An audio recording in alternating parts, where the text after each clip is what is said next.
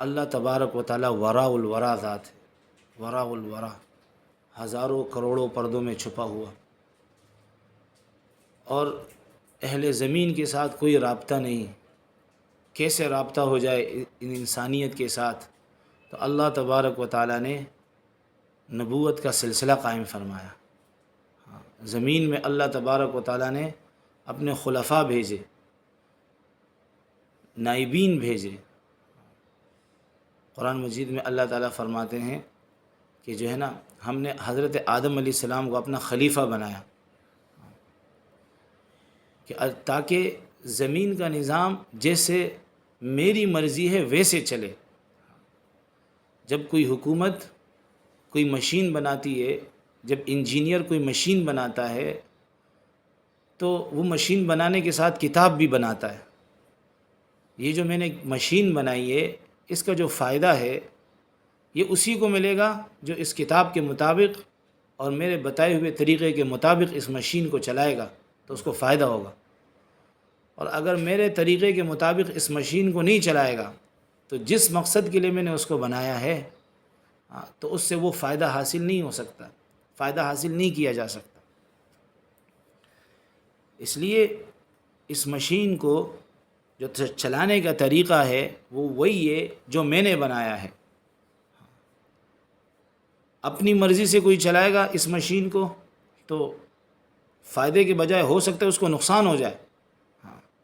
جس کو گاڑی چلانا نہیں آتی ہے، فائدے کی چیز ہے، اللہ تبارک و تعالیٰ نے جو ہے انسان کے فائدے کے لیے اس کو پیدا فرمایا۔ وَتَحْمِلُ أَثْقَالَكُمْ إِلَى بَلَدٍ لَمْ تَكُونُوا بَالِغِيهِ إِلَّا بِشِقِّ الْأَنفُسِ۔ یہ جو سواریاں ہیں یہ تمہارے بوجھوں کو اٹھاتی ہیں اور تم ان کو منتقل نہیں کر سکتے تھے اپنے کندھوں پہ مگر بڑی مشقت کے بعد، راحت کے لیے سواری ہیں۔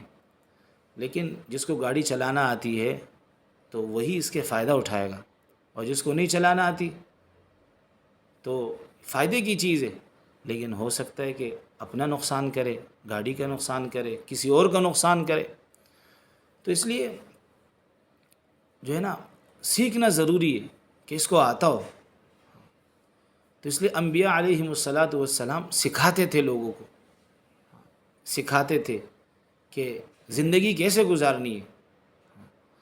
یہ کائنات جو ہے یہ فطرت ہے، یہ اللہ نے اس کو پیدا فرمایا، اور کسی چیز کی فطرت وہ ہوتی ہے جب تک وہ چیز اس مقصد پہ چلے جس کے لیے اس کو بنایا گیا ہے، وہ چیز صحیح چلتی ہے، اور اگر وہ فطرت سے ہٹ جائے تو جو ہے نا نقصان ہوتا ہے۔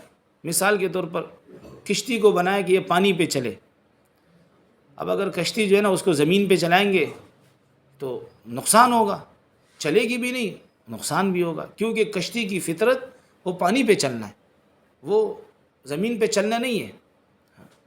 اسی طرح جو انسان ہے اس کو اللہ نے بنایا ہے اور اس کے لیے اللہ نے ایک نظام بنایا ہے۔ اگر یہ انسان اس نظام کے مطابق چلے گا تو یہ انسان جو ہے نا پھر صحیح چلے گا، اس کو فائدہ ہوگا۔ لیکن اگر یہ انسان اس نظام کے خلاف چلے گا جو فطرت کا نظام ہے، جس کو اللہ نے مقرر کیا ہے، جس کو اللہ نے بنایا ہے، تو اس شخص کو نقصان ہوگا۔ انسان کی فطرت کیا ہے کہ جب اس کو پیاس لگے تو یہ پانی پی لے، اگر یہ پانی کے بجائے کوئی اور چیز پیے گا اس کو نقصان ہو جائے گا، فطرت نہیں ہے۔ اسی طرح بھوک لگی ہے، کھانا کھا لے، اگر کھانے کے علاوہ کوئی اور چیز کھائے گا تو پھر اس کو نقصان ہو جائے گا، کیونکہ اس کی یہ فطرت نہیں ہے۔